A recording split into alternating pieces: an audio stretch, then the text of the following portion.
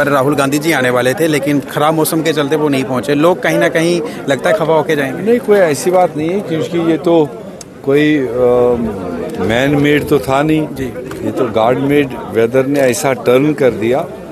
Even कि regular flights भी 1 बजे तक दिल्ली से श्रीनगर उड़ान नहीं कर पाए, तो जिस वजह से उनका जो अपना जहाज़ था वो तो दूर की बात है, जब रेगुलर फ्लाइट में जो एफर्ट किया गया उसको भी नहीं उड़ान मिली, तो उस वजह से ये 2 प्रोग्राम हमें आज उनके डेफर करने पड़े, रामगढ़ भी और खौड़ भी। तो इसलिए हमारे कारकुन यहाँ बहादुर है, जैसे आपने ताराचंद जी का सुना, बहुत सारे चैलेंजेस फेस किए हैं। ये प्रोग्राम तो एक्स्ट्राऑर्डिनरी लगा था, ये इनको पता है। आज शेड्यूल नॉर्मली राहुल जी का नहीं था, ये स्पेशली उन्होंने ताराचंद जी के लिए और रामगढ़ के लिए मतलब विशेषतर हरियाणा के शेड्यूल में से एक दिन निकाल के यहाँ आने का था, मगर ऊपर वाले को तस्लीम नहीं था, तो वो मैसेज हम दे दें। सर, भाजपा अपने दिग्गज नेताओं को जम्मू कश्मीर के इस वक्त चुनावी प्रचार के लिए उतार रही है, क्या कुछ कहेंगे? कहीं बौखलाहट है, कहीं डर है? डर तो उनको है ही, क्योंकि उनने जम्मू कश्मीर के लोगों के साथ किया ही ऐसा। कोई ये धर्म के खिलाफ की बात नहीं, पूरे जम्मू कश्मीर के लोग, कठुआ से लेकर कुपवारा तक जो जम्मू कश्मीर के लोग हैं वो अंदर से खफा हैं कई सारी चीज़ों से। स्टेट तोड़ दिया, हमारी पहचान ख़त्म कर दी। वो तो अकेले श्रीनगर वालों को तो पहचान नहीं ख़त्म कर दी, वो तो जम्मू खौड़ वालों की भी पहचान ख़त्म। ज़मीनों का हक छीना, वो खाली कुपवारा वालों का नहीं लिया, पहले कठुआ और जम्मू वालों का लिया। नौकरियों का हक छीन लिया, वो खाली अनंतनाग वालों का नहीं छीना, वो उधमपुर वालों को भी छीना। तो इसलिए ये बुनियादी चीज़ें हैं जो उसने हमसे पूछे बगैर हमारे फैसलों का, हमारे तकदीर का फैसला किया। अब लोग अपने आप अपने अंगूठी से, अपने उंगली से अपना फैसला करेंगे। और एक बार तय किया है जम्मू कश्मीर ने, इस बार भाजपा को या उनके पैदा किए हुए लोगों को कोई स्कोप नहीं है जम्मू कश्मीर में। और मैं आपको एक बात और बता दूं, ये छोटा मोटा चुनाव नहीं है।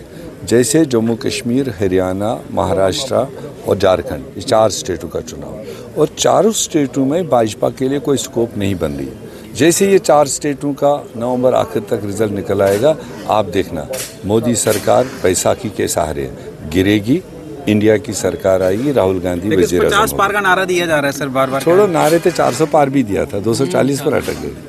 वो अब कोई खरीदने वाला नहीं रहा उसको। मुझे बताओ, जम्मू कश्मीर में ये कोई खेती है? मक्की बोलेंगे और हम अनुमान लगाएंगे 50 क्विंटल होंगे। ये लोगों को वोट देना है, और उनका तो भाई ऑल मीन्स मतलब किसी हालत में भी 20 से ऊपर इस बार नहीं था, और वो 20 से घट रहे हैं।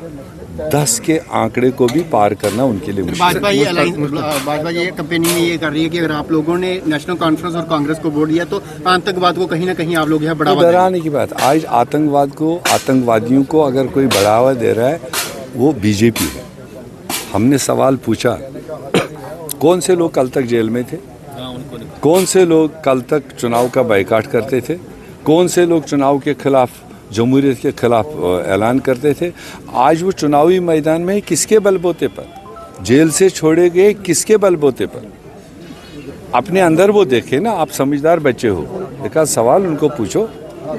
तो अब ये देश खरीदने वाला उनकी बोली नहीं है, वो अब देशभक्त नहीं है। वो पहले भी फ्रीडम मूवमेंट में देशभक्त नहीं रहे, फ्रीडम के बाद में नहीं रहे, 40 साल तक उन्होंने नेशनल फ्लैग नहीं लगाया है। तो आज हमें देशभक्ति कहेंगे जिस पार्टी ने कुर्बानियाँ दी है, आज़ादी कुर्बानियों से हासिल की है, और आज़ादी के बाद भी हमने 2 प्रधानमंत्री खोए हैं आतंकवादियों के हाथों।